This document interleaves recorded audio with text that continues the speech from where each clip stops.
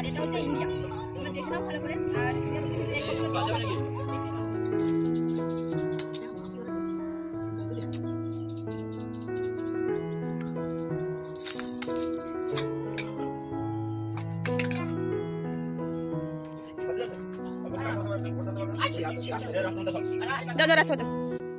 নমস্কার বন্ধুরা, welcome back to my channel. তোমরা সবাই কেমন আছো? আশা করি ভালো আছো, সুস্থ আছো। আবার একটা নতুন ব্লগ নিয়ে চলে এলাম সকাল সকাল। যে যেখান থেকে ব্লগটা দেখছো অসংখ্য ধন্যবাদ মিস মানু ব্লগে। আর একবার ওয়েলকাম, গুড মর্নিং জানিয়ে ব্লগটা শুরু করে দিলাম। দিদি কাটছে ভেটকি মাছ। আর এই ভেটকি মাছ কিন্তু বহু বছর খাওয়া হয় না, আর ব্যাঙ্গালোরে পাওয়া যায় কিন্তু অনেক দাম, কিনে খাওয়ার ক্ষমতা নেই। সেই জন্য বাড়িতে এলাম, আর ভাবতেই পারিনি যে আজ ভেটকি মাছ খাওয়া হবে। কিন্তু আমাদের কপালে আজ নেই। আজ পুরো দিন আমরা কোনো মাছ মাংস কিছুই খাবো না। তো দিদিরা আজ যাবে বাড়িতে চলে। তো ফাইনালি দিদিদের যাওয়ার সময় হয়ে গেছে। তো দিদি গেছিল ব্রাশ করতে করতে নদীর পাড়ে, আর নদীর পাড়ে সাইডে দেখে মাছটা উঠে আছে। আর মাছটা কিছুক্ষণ আগেই মারা গেছে, এরকমই পজিশনে আছে, একদম যে পচে গলে গেছে এরকম না। তো বটিটা দিয়ে কিন্তু কাটতে বসে, বটিটার আমরা তো ব্যবহার করি না, ওইভাবে পড়ে থাকে। সেই জন্য কোনো রকমভাবে ধার নেই, একদম ধার মরে গেছে। আর দেখো কত বড় ভেটকি মাছ। দিদি ব্রাশ করতে করতে নদীর চরে গেছিলো, তখন আমরা কিন্তু উঠিনি, তখন চলে গেছিলো। প্রচণ্ড গরম লাগছিলো বলে নদীর চরে চলে গেছিলো। আর গিয়েই দেখে এত বড় ভেটকি মাছ, ম্যাক্সিমাম 600-700 গ্রাম হবেই হবে। তো দিদিদের বানিয়ে দেবো, আর কিছুটা রেখে যাবে, সেটা আমরা আজ খাবো না, কালকে খাবো গরম গরম করে রেখে। কারণ বহু বছর খাওয়া হয় না, বুঝতেই তো পারছো। তো অনেক লোভও লাগছে, কিন্তু কি কারণে খাচ্ছি না বলো তো। আমার ছেলের একটা মাদলি নেব, সেই পূজার বাড়ি যাব, সেইখানে থেকে বলে দিয়েছি যে আজ পুরো দিন যেন মাছ মাংস কিছুই না খাওয়ায়। সেই কারণে কিন্তু এই ভেটকি মাছটা আজ আমাদের খাওয়া হবে না, বাসি করে খেতে হবে। তো পুরো ভিডিওটা দেখতে থাকো বন্ধুরা, আশা করি তোমাদের অনেক অনেক ভালো লাগবে। আর আজ তোমাদের আজকের বলে দেব যে আমাদের আসলে বাড়িটা কোথায়। সুন্দরবন ইন্ডিয়াতে থেকে ভিডিও করি, লাইভ করি না আমি বাংলাদেশ থেকে, এটা কিন্তু তোমাদের অবশ্যই জানিয়ে দেবো। তো পুরো ভিডিওটা দেখতে থাকো, অনেক অনেক ভালো লাগবে।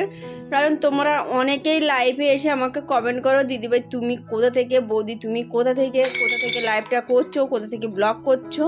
তো প্লিজ তোমরা একটু ধৈর্য ধরে পুরো ভিডিওটা দেখতে থাকো, আশা করি তোমাদের অনেক ভালো লাগবে। আর দিদি চলে যাবে, তার জন্য কিন্তু আমি রান্নাবান্না সকালেই করে নিয়েছি। সেটা কি করেছি সেটা তোমাদের বলে দিই। বিট ভাজা করেছি, আর করেছি ভেটকি মাছ টমেটো পেঁয়াজ দিয়ে একটু ভাজা ভাজা মতো করেছি।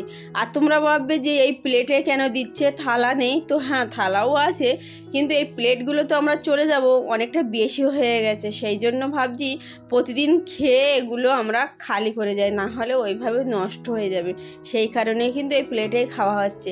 আর এই প্লেটগুলো কিন্তু ধুতে হয় না। তো আমি এটাই ভাবি যে গরমকালে এই প্লেটগুলোই ভালো, খেয়ে ফেলে দাও ওটাই।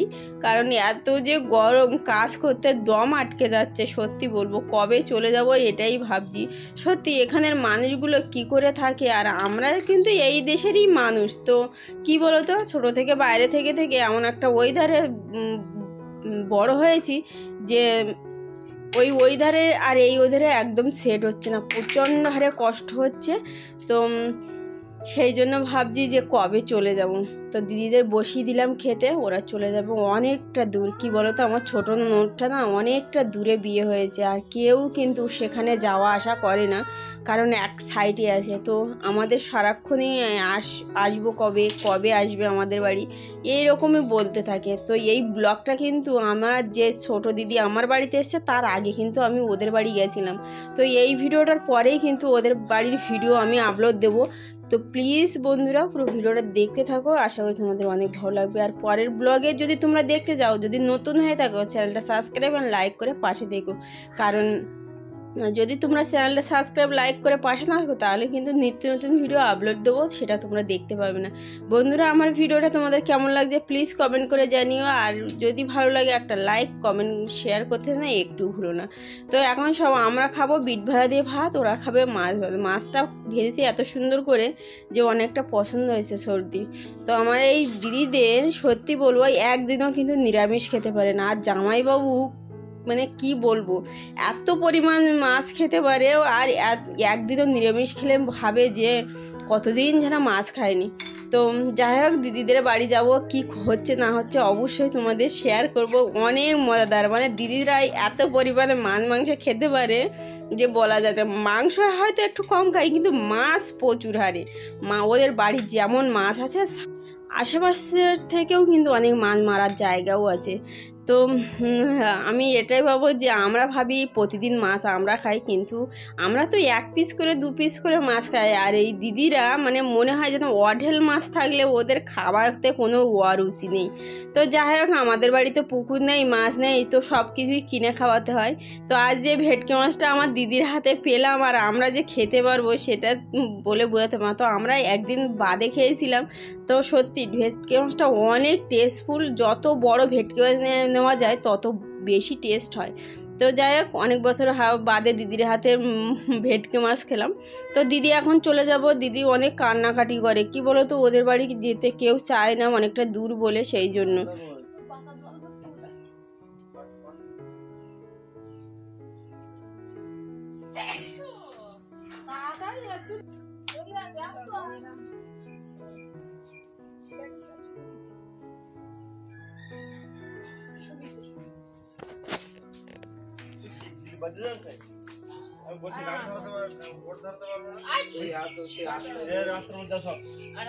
যাও যাও, রাস্তা যাও।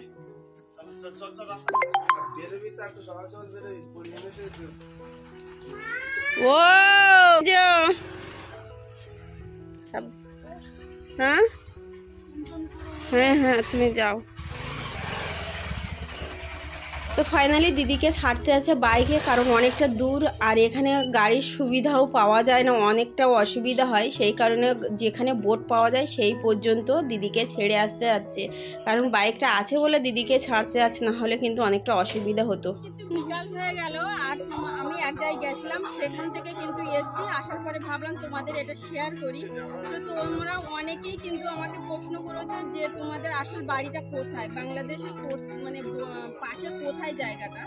অনেক আমার ভালোবাসা যারা যারা বন্ধু আমার, তো ইউটিউব ফ্যামিলি, অনেকেই ভালোবেসে আমাকে এটা জিজ্ঞাসা করেছো। কিন্তু আমি তোমাদের বলেছিলাম, হয় আমি লাইভ করে দেখাবো, না হলে আমি ব্লগ করে তোমাদের অবশ্যই সামনে নিয়ে আসবো। কিন্তু লাইভে একটা প্রবলেমের জন্য তোমাদের আমি লাইভ দেখাতে পারছি না, কারণ এখানে কোনোভাবে নেটওয়ার্ক নেই, সেই জন্য কিন্তু আমি তোমাদের লাইভ করে দেখাতে পারলাম না। তো আমি ব্লগ বানিয়ে তোমাদের সামনে দেখাচ্ছি। তো আমি দেখিয়ে দিই যে আমার আসল বাড়িটা কোথায়। এটা হচ্ছে বাংলাদেশ, এই নদী, আর এটা হচ্ছে ইন্ডিয়া। তোমরা দেখে নাও ভালো করে। আর ইন্ডিয়াতে কিন্তু এই ফটোগুলো দেওয়া হবে, দেখতে পাচ্ছ।